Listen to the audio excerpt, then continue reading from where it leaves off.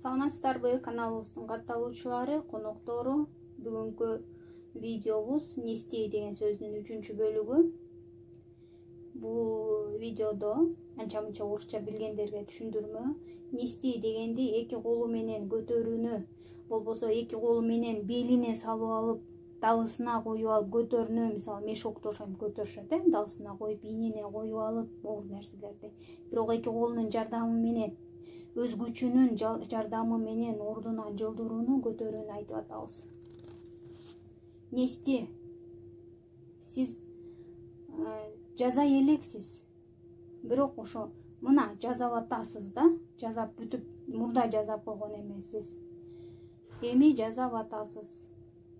Болбосо жазашыңыз керек. Өткөн чак эмес, учур чак, болбосо боло турган чак. Көтөрүүнүн абалы. Бир эле жолу, я несу пакет. Мен пакетти көтөрүп баратам деп айттык биринчи бөлүктө. Ты несешь ведро, сен чаканы көтөрүп баратасың. Они перенесут диван, алар диванды көтөрүшөт бир комнатадан бир комнатага. Алар жаза элек, эми көтөрүшөт. Перенесут, мы несем стекло. Они занесут стекло, мы занесем стекло. Мына эми жазап атасыз. Бирок кыймыл бүтө элек, болбосо сиз эми жазайсыз, эртең, бүрсүгүнү, анын эртеси.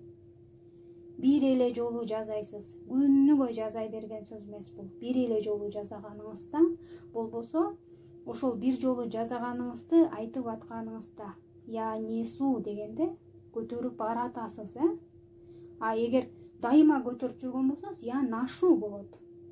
Аны дагы кийин түшүндүрөм. Бул несу деген ошол сиз ушул убакта бир жолу кылып атканыңызды түшүндүргөн сөз. Обнести. Тегеретип тосуу. Тегеренип, түштүк жакта айланып дейбиз, Эмне эле кайра эле бизди айланасың деп, мисалы, тиги кызга да барып, бул кызга да барып, ал кызга да барып, Аняга, Маняга, Саняга, Даняга баарына чыгып эле бир нерселер сүйлөшүп аткан болсо, кайра эле бизди айланасың да дешет. Кайра эле бизди тегеренип эле атат, бул эмне болду буга деген мааниде. Анан тегеретип тосуу. Участок сатып алдыңыз, биякта иштеп барып Кыргызстанга. Анан кой, мен дагы 2 жыл иштеп үй салгыча бул кошуналар бул участокты тосуп алат, кел тосуп коелу десе, вы хотите обнести участок забором. Нужно обнести площадку лентой. Азыр карантинде мына детский площадкалардын баарын лента менен тосуп салды, ошондо мисалы сизге айтат. Нурлан, нужно обнести площадку лентой. Болбосо, Геннадьевич, нам же сказали, что нужно обнести площадку лентой. Лента менен айлантып чык дебедиби эле площадканы. Неге биз озун эле перекрыли только вход? Нам же сказали обнести, айлантып.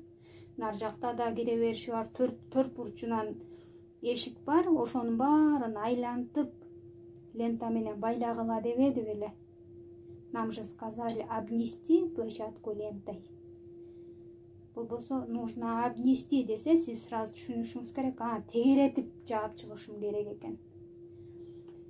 Обнести гостей сладостями. Джамила, обнеси гостей сладостями. Джамиля, бул таттууну баардык келген конокторго таратып чыкчы. Маша айтат сизге, нужно обнести, мисалы, всех сотрудников вот этим средством. Дезинфекторду баарына тарат деди, кичинекей дезинфекторлорду берип, сиз ар бир кабинетке кирип, иштеп аткан кишилерге бирден берип чыгасыз. Обнести дезинфектором всех сотрудников. Анан жанагы обнести участок забором. Я хочу обнести участок, свой участок забором. Сизге белгилүү участокты бүт тегеретесиң, тосуп чыккыңыз келип атат. Я обнесу участок забором. Ты обнесешь площадку лентой. Он обнесет площадку лентой. Она обнесет гостей сладостями. Они обнесут площадку. Мы обнесем площадку, вы обнесете участок. Сиз жазай элексиз, эми жазайсыз. Бир эле жолу жазайсыз, обнесу, Дайыма жазабайсыз. 2 жолу, 3 жолу жазап аткан жоксуз. Разнести, көтөрүп алып таратуу. Болбосо бузуу. Эми бул жанагындай турган конокторду эле минтип таратуу деле боло берет. Разнести гостям дегенчи ошол мааниде деле айта берсеңиз боло берет. Талкалоонун маанисинде деле айтсаңыз боло берет экен. Разнести письма. Айланбайсыз да мисалы немени таратарда. Катты таратарда 36-үйгө киресиз. Анан 5-подъездге барбайлы 36-үйдөгү бир ящикке таштап эле кетип калышыңыз мүмкүн. 38-ге вообще кирбейсиз. 40-үйгө барасыз дагы, ал жерге бир газета же 10 үйгө 10 газета бересиз. Ошондо баарын тегерете эмес, жөн эле көтөрүп алып таратуу. Кимге керектүү болсо буюм ошого таратуу. Разнести письма, разнести журнал дегенде. Анан вам нужно разнести эти журналы всем сотрудникам десе, анда бардыгына таратасыз.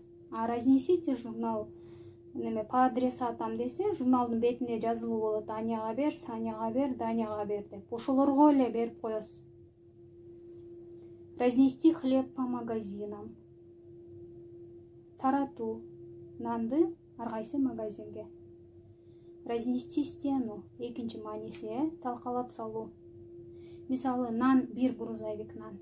Сиз бул магазинге 100-дү бердиңиз, тиги магазинге 150-нү, наркы магазинге 90-ду берип, чоң көп нанды майда кылып таратып салдыңыз да. Анан булар разнести стену дегенде ошондой мааниде айтат экен да. Таратып чоң нерсени жок кылып таштоо деген мааниде. Көп нерсени жок кылып таштоо. Разнести стену. Геннадьевич сказал нам разнести вот эту стену. Геннадьевич ушул стенаны талкала, буз деди бизде. Что вы стучите так громко? Вы мне дверь разнесете деген сөздү угуп эле жүрөсүң. Мынча катуу тарсылдатасың эшикти. Сындырасың азыр, талкалайсың, бузасың деген мааниде экен. Нар жактан бир нерсени тарсылдатып кулап кетсеңиз, айтат: ты мне там ничего не разнесла деп. Ал жерде бир нерселер талкалап бузуп салган жоксуңбу деп атат. Я разнесу, ты разнесешь, она разнесет, они разнесут письма, мы разнесем хлеб, вы разнесете стену. Жаза элексиз, буза элексиз, эми бузасыз. Болбосо мына бузган атасыз. Кириштиңиз, кийимиңизди кийдиңиз, немени колуңузга алдыңыз жана буза турган инструментти. Болбосо нанды салып жүктөп алдыңыз, вот я разнесу. Эми баштайсыз. Внести, вы деген ичинде экенин башка видеолордон билебиз. В коробке, в пакете, вы дебейбиз, в пакете, в коробке, в чайнике, в кружке, дагы эмне, в ящике, в квартире, квартиранын ичинде, в комнате, бөлмөнүн ичинде, в книге, китептин ичинде, в книге написано, китептин ичинде жазылган. Ошол внести дегенде эле көтөрүү, ичине алып кирип. Внести коляску в автобус. Давайте помогу вам внести коляску в автобус. Автобустун ичине көтөрүп киргизип коеюн. Внести вещи в квартиру. Подъездде турат, квартирага киргизип коеюн десеңиз, айтасыз: внести вещи в квартиру. Внести деньги на счет. Счетко ичине киргизесиз да, сиздин счетуңуздун ичине кирип калат, акча. Башка кишиге берсеңиз деле. Внести деньги на карту. Хочу внести деньги на карту деп айтасыз, жана банкоматтын жанындагы кызга. Билбей атсаңыз. Сиз ал банкоматка бергениңиз менен сиздин картаңызга түшүп атпайбы? Ошон үчүн на карту деп айтыш керек. Я внесу, ты внесешь, она внесет, Они внесут. Мы внесем вещи в квартиру. Вы внесете деньги на мою карту. Снести. Бузу. Биринчи варианты. Снести сарай. Сарайды бузуп таштоо. Снести дом. Үйдү бузуп талкалап таштоо. Эми бир варианты ылдый түшүрүү дегенди билдирет экен. Снести цемент вниз. По-арабски айтышы мүмкүн. Там Ахмат, нужно снести вот этот цемент вниз. Биринчи этажга түшүрүп ташта. Болбосо снести мешок в подвал. Подвалга түшүрүп ташта. Эми снести дегенде сизди мындай жөө басасыз да, сиз ошону айтып атат. Ылдый басасыз, жөө басасыз. Үйдө жака алып бар десе, биринчи этажда турсаңыз, снести на 10-й этаж деп айтпайт эч качан. Снести деп айтыш үчүн сиз өйдө турушуңуз керек дагы, ылдый көтөрүп түшүшүңүз керек. Мына көрдүңүзбү? Снести сарай дегенде деле сарай сизден да бийик болуп турат да. Анан сиз бузуп, сарайды жок кылып, сарайдын жанагы жыгачтарын, топурактарын, кирпичтерин ылдый түшүрүп таштап атпайсызбы? Үйдү дагы крышасынан баштап талкалап ылдый түшүрүп таштадыңыз баардыгын. Ошон үчүн ылдый түшүрүү деген мааниде дагы ошо снести дегенди колдоно беришет экен да, бузуу дегенде дагы ошону колдоно берет экен. Эгер сизге Геннадьевич снести десе, түшүнүңүз, ылдый алып бар деп атканын. Бирок анын ордуна отнести, перенести деген сөздөрдү деле пайдалана берсеңиз болот экен. Я снесу, бузам. Ты снесешь, он снесет, она снесет, они снесут, мы снесем, вы снесете. Ушул менен бүгүнкү видеобузду аяктап туралы, убакыт көп болуп кетти.